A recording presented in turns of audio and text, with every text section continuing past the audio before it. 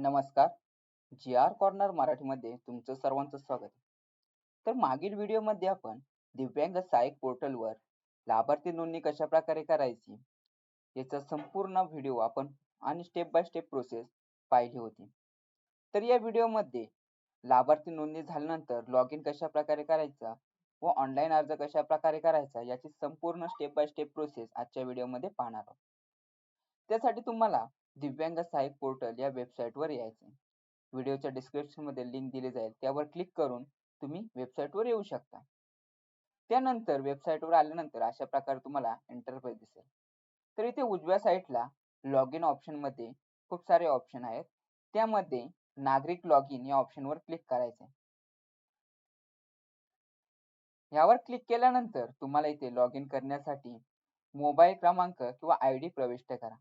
तर तुम्ही जो लाभार्थी नोंदणीच्या वेळेस मोबाईल क्रमांक टाकला होता तो मोबाईल क्रमांक तुम्हाला इथे टाकायचे किंवा तुमचा UID कार्ड नंबर असेल तो तुम्हाला टाकून घ्यायचे. त्यानंतर इथे OTP तयार करा या ऑप्शनवर क्लिक करायचे. त्यानंतर तुमचा जो मोबाईल नंबर टाकलेला आहे त्या मोबाईल क्रमांकावर OTP सेंड झाला असेल.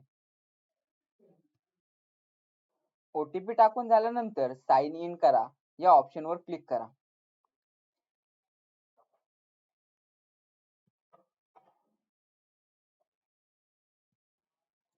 त्यानंतर तुम्हाला अशा प्रकारे पेज ओपन होईल आणि या पेजवर तुम्हाला तुमची जी काही वैयक्तिक माहिती असेल ती वैयक्तिक माहिती तुम्ही नोंदणी करण्याच्या वेळेस भरली असेल ती संपूर्ण माहिती इथे तुम्हाला दिसेल.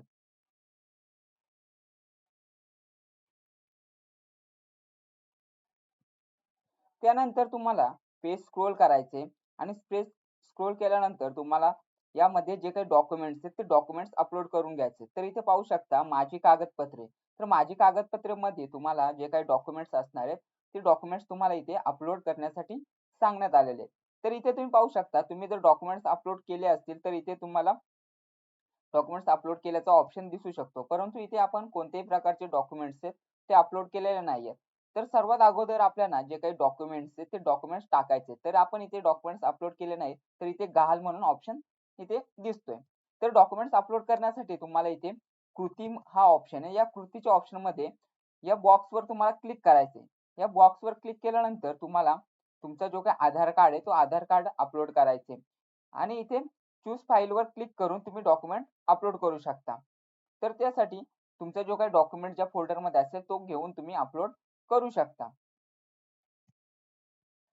तर आपण सर्वात अगोदर जे काही डॉक्युमेंट्स आहेत ते डॉक्युमेंट्स पाहू. तर यामध्ये डॉक्युमेंट्स अपलोड करण्यासाठी तुम्हाला आधार कार्ड सर्टिफिकेट, बँक पासबुक, जन्म दाखला, जात प्रमाणपत्र, महाराष्ट्रातील कायम रहिवासी प्रमाणपत्र, सध्याचा पत्त्याचा पुरावा, दिव्यांग वैश्विक ओळखपत्र, पालकांचे प्रमाणपत्र, सर्वोच्च शिक्षण प्रमाणपत्र, इन्कम टॅक्स सर्टिफिकेट, विवाह दाखला, कायमचा पत्त्याचा पुरावा, माझी 12वीची गुणपत्रिका, 10वीची गुणपत्रिका. तर यापैकी तुमचे जे काही डॉक्युमेंट्स असतील ते डॉक्युमेंट्स तुम्ही यामध्ये अपलोड करू शकता. जे डॉक्युमेंट्स नसतील ते सोडून दिले तरी काही नाहीये.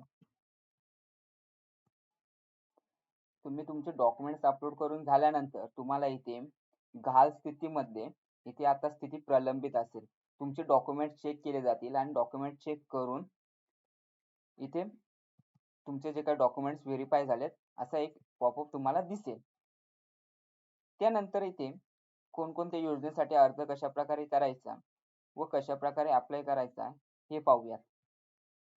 तर अप्लाय करण्यासाठी तुम्हाला इथे डाव्या साईडला पात्र योजना या ऑप्शनवर क्लिक करायचे. यावर क्लिक केल्यानंतर इथे विशिष्ट प्रकारच्या वेगवेगळ्या योजना इथे उपलब्ध असतील.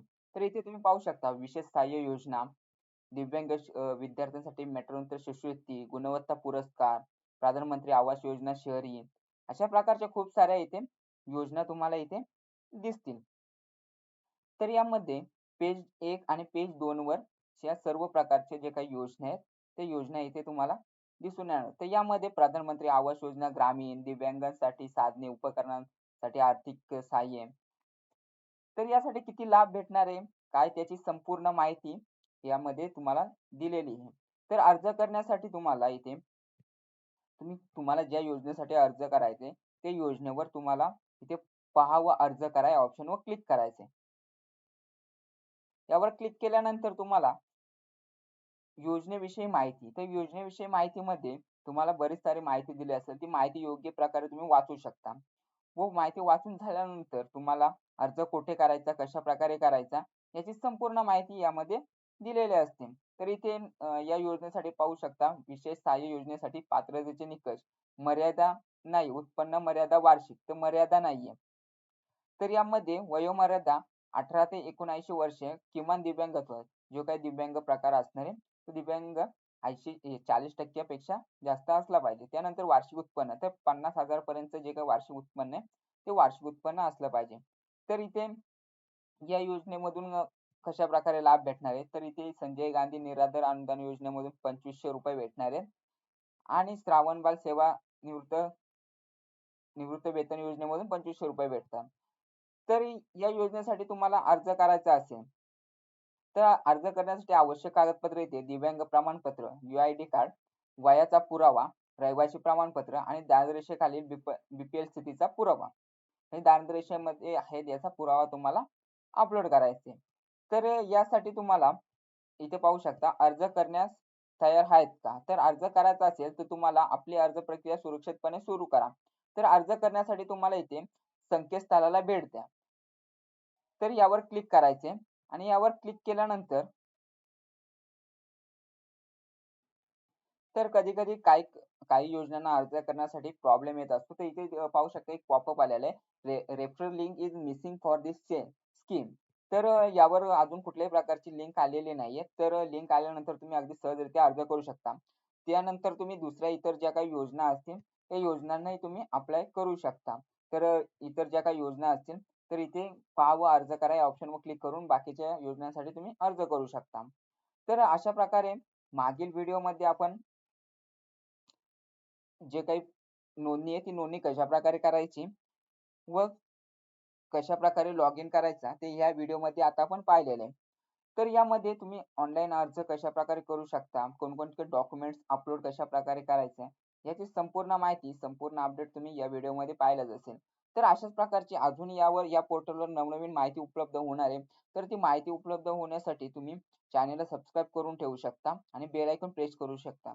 कारण जेणेकरून अशाच प्रकारचे या योजनांची माहिती मिळवण्यासाठी आणि या व्यतिरिक्त अजून खूप साऱ्या योजना यावर उपलब्ध होणार आहेत. वेबसाईटवर चांगल्या प्रकारे चालूही ठेवणार आहेत.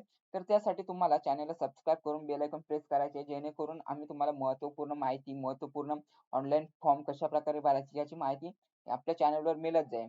त्यासाठी चॅनेलला तुम्हाला सबस्क्राईब करून ठेवायचे, बेल आयकॉन प्रेस करायचे. तर भेटूया आपण पुढील व्हिडिओमध्ये नवीन अपडेट्ससह.